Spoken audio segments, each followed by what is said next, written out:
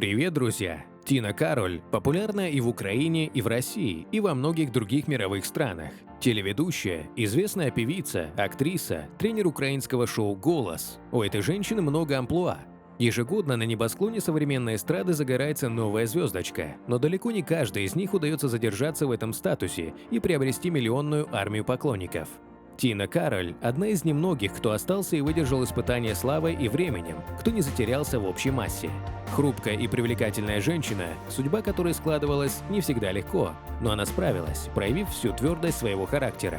Многих поклонников творчества Тины Кароль интересует, как певица пережила страшную трагедию и как складывается ее жизнь сегодня. Но для начала подписывайтесь на канал, не забывайте ставить лайк, а мы расскажем, как живет Тина Кароль и сколько она зарабатывает.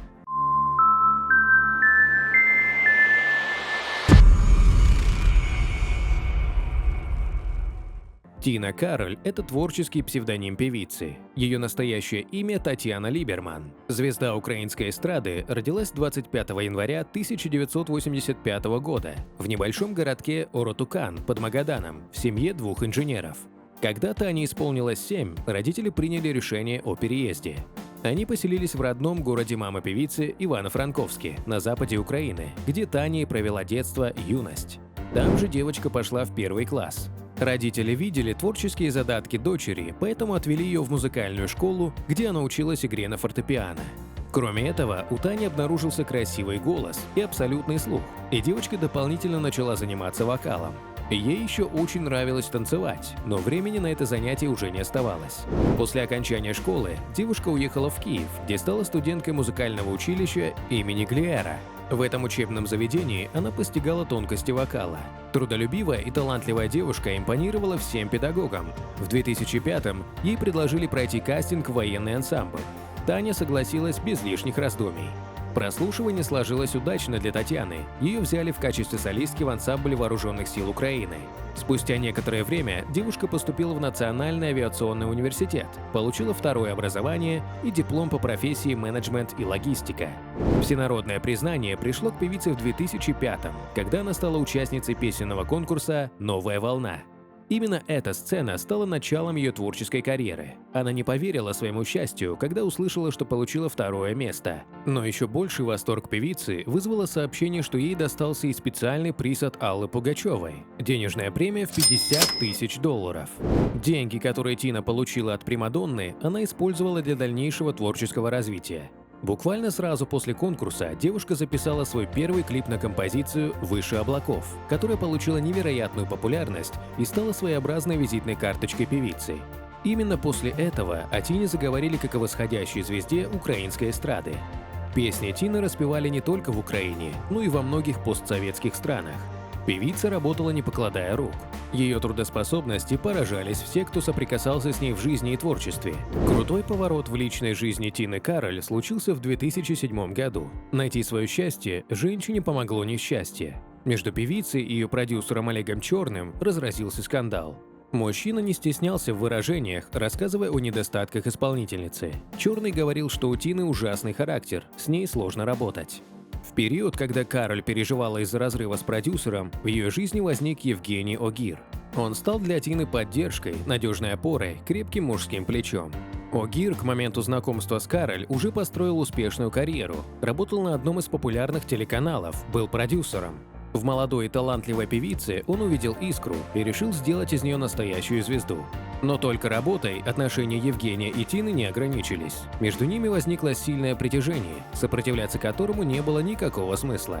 После начала сотрудничества с Огиром не только личная жизнь певицы заиграла новыми красками, но и ее карьера стремительно пошла в гору. Влюбленные решили не затягивать с походом в ЗАГС и уже в январе 2008 года узаконили свои отношения.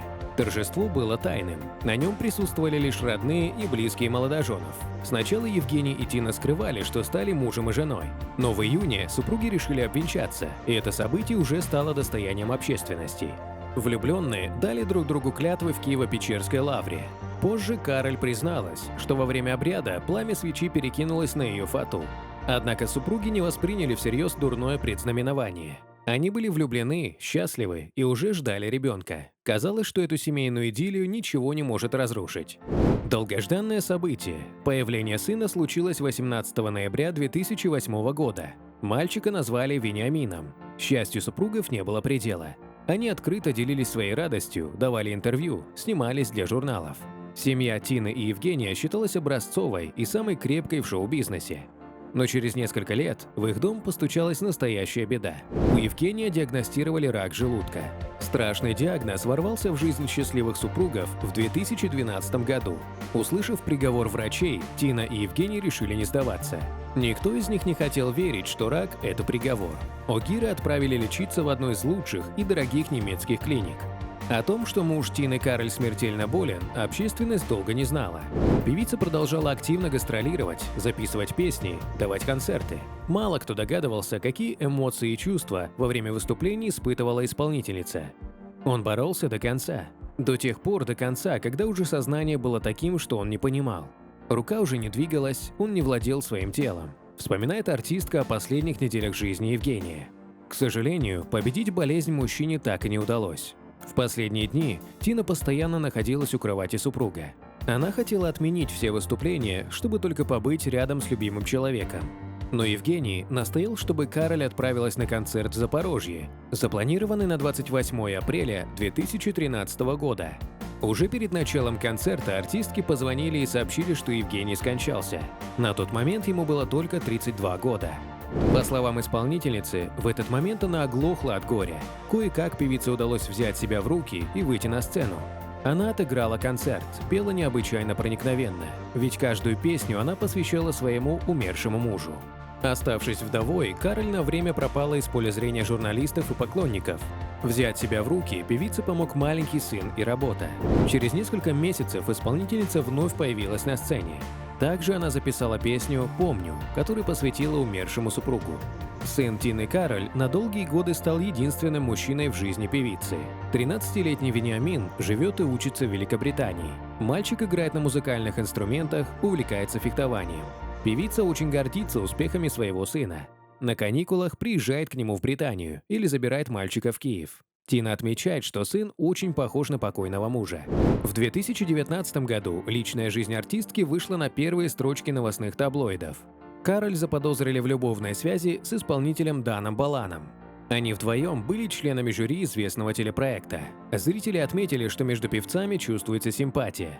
Позже Кароль и Балан спели дуэтом на музыкальной премии. После выступления исполнитель открыто заявил, что их с Тиной связывают теплые отношения. Артистка же промолчала на этот счет. Через время певица призналась, что Вениамин отрицательно относится к слухам, связанным с личной жизнью звездной матери. Сын Тины не хочет, чтобы у него появился отчим. У певицы есть трехэтажный особняк в поселке Зазимье, который находится в 7 километрах от района Троещина в Киеве. Известно, что этот особняк около 10 лет назад начал строить покойный муж Тины.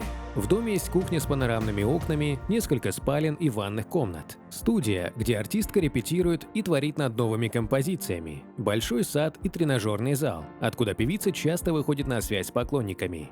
В то время как многие украинские артисты жалуются на отмену концертов из-за пандемии, Тина Кароль нашла выход из ситуации.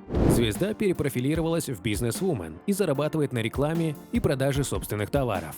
Кароль уже больше года является лицом масштабной рекламной кампании драгоценных украшений ювелирного бренда «Укрзолото». Звезда с таким именем за рекламную кампанию может запросить и 100 тысяч, и 200 тысяч долларов. Певица зарабатывает и на малоизвестных марках одежды и аксессуаров. Журналисты нашли молодежный бренд, который разработал коллекцию шапок в коллаборации с артисткой. За такое сотрудничество Кароль получает от 5000 долларов. Тина Кароль еще и самостоятельно продает ряд товаров. Артистка выпустила свою именную красную помаду, а позднее она представила еще и собственный парфюм. В разгар локдауна певица открыла интернет-магазин аксессуаров и обуви, где среди ассортимента шелковые платки, восковые свечи и даже защитные маски для лица. Гонорар какой публичной личности вы хотите узнать? Свои пожелания оставляйте в комментариях. Переходите на другие ролики нашего канала, подписывайтесь, нажимайте на колокольчик. До скорых встреч. Пока!